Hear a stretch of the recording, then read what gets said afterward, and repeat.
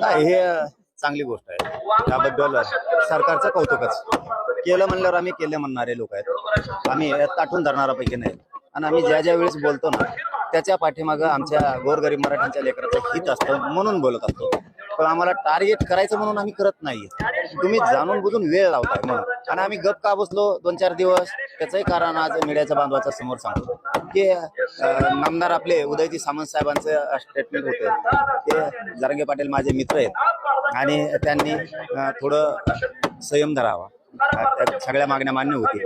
आणि माझा एक मित्राचा म्हणून सल्ला आहे की त्यांनी मुख्यमंत्र्यांना बोलू नये, आम्ही मागण्या मान्य करतो. त्यांचा सल्ला आम्ही मान्य केला इकडची इकडच. आणि आम्ही शांत झालो.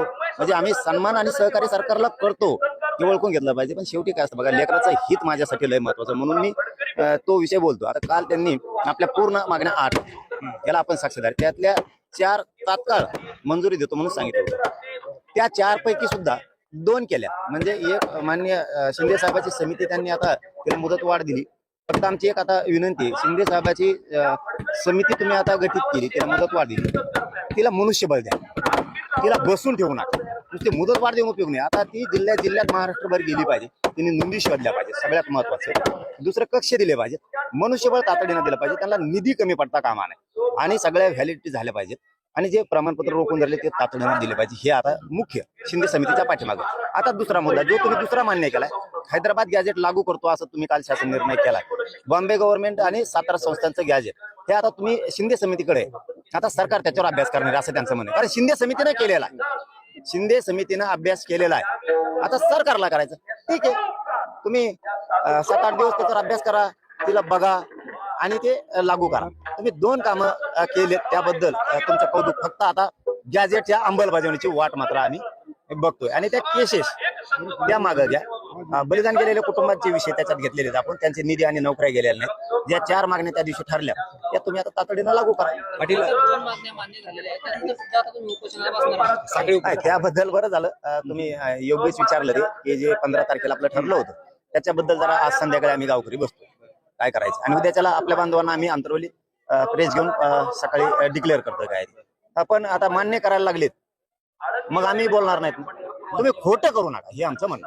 हा, तुम्ही मराठा आंदोलक म्हणून कोणाला नोटीस नाही देऊ शकत. हा, तुमचा दुसरं काही लफडाचं नाही. पहिल्या दिवशी तुमच्या साक्षीने सांगितले तिकडे चावून खा रे, येणं नाही आम्हाला. पण मराठा आंदोलक म्हणून मी खपून नाही गेला अजिबात. पाटील, खरं तर हैदराबाद गॅजेटचं, बॉम्बे आणि 17 गॅजेटचं सुद्धा आता शिंदे समिती अभ्यास करणार आहे. लागू करण्यासंदर्भात सरकार सकारात्मक पाऊल उचलतंय असं मला वाटतं. हा, आता कालच्या निर्णयामुळे वाटतंय. पण शिंदे समिती नाही अभ्यास करत. सरकारनं ती गफलत करू नये. शिंदे समितीने अभ्यास केलाय. आता सरकारला जर त्याला काही 7-8 दिवस अभ्यास करायचा असेल त्यांनी करावं. त्याची अंमलबजावणी करावी, आम्हाला वाट बघायला लावून. मात्र प्रमुख जी मागणी होती मराठा आंदोलकांवरती गुन्हे सरसकट मागे, त्याबद्दल काही निर्णय कालच्या निर्णयामध्ये झालेला नाही. 4 ते त्या दिवशी करतो म्हणले होते. एखाद्या 2 ह्या केल्या असत्या, पुढच्या मंगळवारीपर्यंत ते करतील असा विश्वास ठेवूयात. आता केलं म्हणल्यावर तर केलं म्हणलं पाहिजे ना. चुकला ते सोडणार. हा, सोडणार. मराठा आंदोलकावर जर तुम्ही जाणून बुजून जर असं काही करत राहिला मराठा आंदोलक म्हणून, बाकी तुमचं काही दुसरं लफडा असताना मला देणं घेणं नाही. मी समर्थन करणारा तुमच्यासारखा नाही हे ध्यानात ठेवा. चुकीचं समर्थन म्हणून जर करत नसतो, कधीच मोर्चे काढीत नसतो, रास्ता रोको करीत नसतो, पाठबळ देत नसतो. चुकीला कधी समर्थन देणार नाही. पण मराठा आंदोलकांवर तुम्ही जर आता गुन्हे मागे घेऊन मानतात आणि काही काढत राहतात तर ते खपवून घेणार नाही. आता वाट बघतोय आम्ही राहिलेल्या मागणीची अंमलबजावणी आणि गॅजेटची अंमलबजावणी. मला वाटतं पुढच्या आठवड्यापर्यंत करतील आणि त्यांनी ते करावी. कारण 4 विषय ठरलेले ते तातडीने आता मार्गावर तातडीचा अर्थ लगेच. 15 फेब्रुवारीच्या सकाळी उपोषणानंतर उद्या निर्णय जाहीर करणार. हा, आता पत्रकार बांधवांना उद्या आम्ही बोलून अंतरवालीला प्रेस घेऊन कळवतो. त्यावर आम्ही रात्री चर्चा करतो. रात्री त्याच्यावरती चर्चा करतो. पण केलं म्हणल्यावर आम्ही कौतुक करणार आहे. चुकलं की सोडणार नाही. आमची काय तुमच्याशी दुश्मनी नाही, सरकारची नाही, फडणवीसची नाही. तुम्ही तुमच्या लेकराला वेगळा नाही देता, माझ्या वेगळा देताय म्हणून हे घडतंय आणि हे घडत राहणार. तुम्ही जर चुकला तर हे घडत राहणार. तुम्ही समाजाला द्या, समाज तुमच्या गळ्यात टाकून हिंडेल ना सरकारच्या, तुम्हाला तुमचं कौतुकच करणार समाज. धन्यवाद.